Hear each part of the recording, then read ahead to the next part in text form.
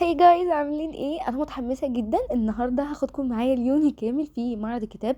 طبعا انا كنت مستنيه اليوم ده بفارغ الصبر واخيرا وصلت. طبعا ميعاد دخول معرض الكتاب بيبدا من الساعه 10، فانا كنت حاجزه تذكره في اي بي. فاول لما وصلت دخلت، طبعا زي ما انتم شايفين ان اعداد الناس قليله جدا.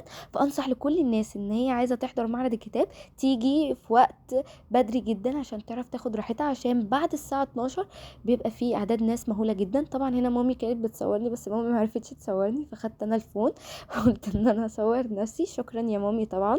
واخيرا وصلت لعصير الكتب، ده مكان المفضل. هتلاقوا كل حاجه انتوا بتحبوها بتدوروا عنها هتلاقوها هناك. طبعا يا جدعان لقيت مكان عصير الكتب عامله للمانجا، فطبعا انبسطت جدا عشان انا من عشاق قراءه المانجا. فطبعا كل حاجه انتوا بتدوروا عنها، سواء علم نفس، سواء كتب دينيه، سواء روايات، سواء كتب عن الفلك، سواء كل حاجة انتوا بتدوروا عنها وعايزينها وتجيبوها فهتلاقوها كلها في معرض الكتاب. طبعا هنا دخلت أزهر الشريف، طبعا كمية الرسومات والديتيلز في حتة تانية، بجد حاجة في منتهى الجمال والألوان المتناسقة. أنا من الناس اللي بتحب الفن جدا، وبحب الرسومات جدا فما تتخيلوا. طبعا زي ما قلت لكم ان انتوا هتلاقوا اعداد مهوله على الساعه 12.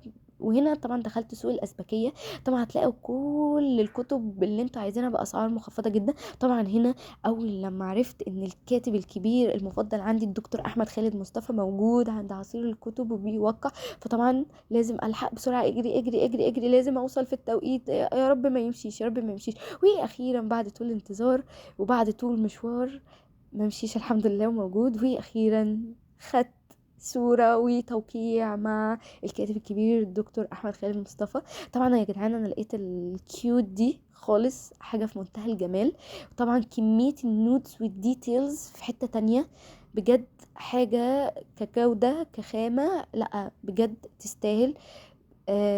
كمية الديتيلز والتنسيقات المختلفة في كل نوتس حاجة بجد جميلة جدا. طبعا هنا قررت ان انا اروح في مكان واصور لكم كل الروايات اللي انا جبتها.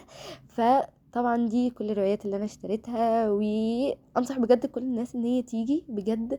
يوم ياخد 10 من 10. وطبعا دول كمية اعداد رهيبة مهولة واقفين في لاين عشان ناخد توقيع من الكتاب. طبعا واخيرا بعد طول الانتظار ظهر الكاتب الكبير عمرو عبد الحميد. وطبعا حاجة مشرفة وحاجة جميلة جدا. وبصراحة انا استمتعت، واجمل حاجة ان انتوا تبقى في مكان كل الناس حواليكوا نفس الهدف والشغف، طبعا حاجة في منتهى الجمال.